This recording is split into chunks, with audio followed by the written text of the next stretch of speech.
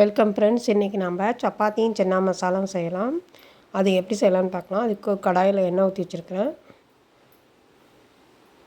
எண்ணெய் காஞ்சோடனே சோம்பு, சீரகம், பட்டை, கிராம்பும் சேர்க்கலாம். இது கூட ஒரு கல்பாசி சேர்த்துக்கலாம். அது கூட 2 பெரிய வெங்காயம், கருவேப்பிலை கட் பண்ணி சேர்த்து வதக்கலாம்.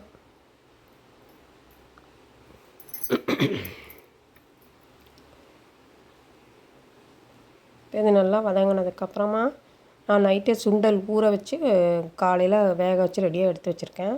இப்போ வெங்காயம் நல்லா வதங்கிடுச்சு. இப்போ இஞ்சி பூண்டு 1 ஸ்பூன் சேர்த்துக்கலாம்.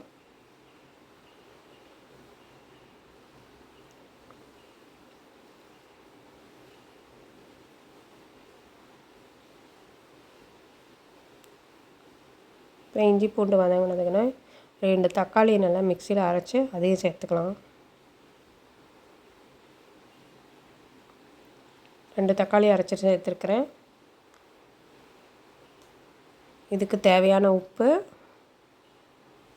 மிளகாத்தூள் 1 ஸ்பூனு, மல்லித்தூள் 1 ஸ்பூனு, சீரகத்தூள் ஒரு 1/2 ஸ்பூன் சேர்த்துக்கலாம்.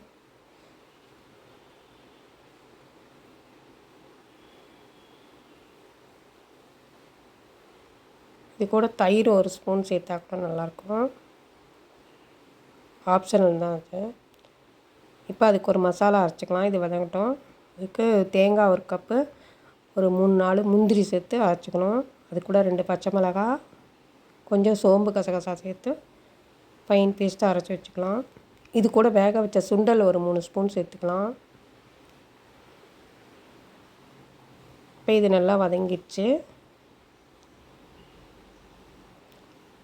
இப்போ இதுக்கு நம்ம தண்ணி சேர்த்துக்கலாம். சுண்டல் வேக வச்ச தண்ணியை கூட சேர்த்துக்கலாம்.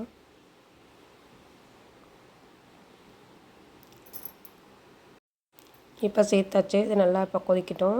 இப்போ நம்ம இப்போ அரைச்சிட்டு வந்தாச்சு, தேங்காய் விழுது. இப்போ இது நல்லா கொதிச்சிருச்சு. அது கூட இது தேங்காயும் சேர்த்துடலாம், அரைச்சதையும்.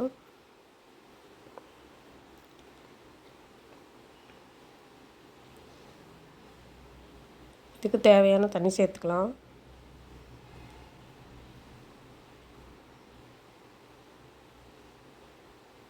இப்போ இதை நல்லா கலந்து விட்டுலாம்.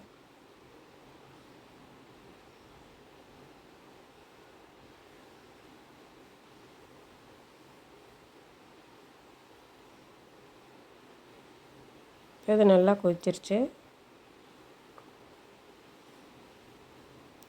இது கூட நம்ம வேக வச்சு சுண்டலை சேர்த்துக்கலாம்.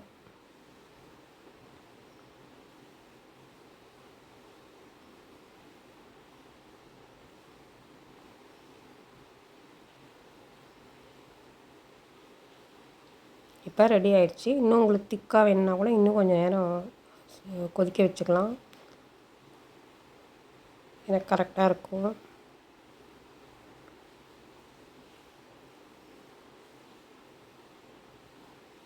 இது கூட காஞ்ச வெந்தயக்கீரை கொஞ்சம் சேர்க்கலாம்.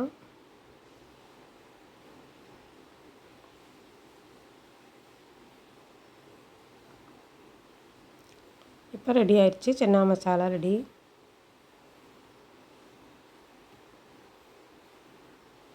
பிடிச்சிருந்தால் லைக் பண்ணுங்கள், ஷேர் பண்ணுங்கள், கமெண்ட் பண்ணுங்கள், சப்ஸ்கிரைப் பண்ணுங்கள். மறக்காமல் பெல் பட்டன் அழுத்துங்க. தேங்க்ஸ் ஃபார் வாட்சிங் ஃப்ரெண்ட்ஸ்.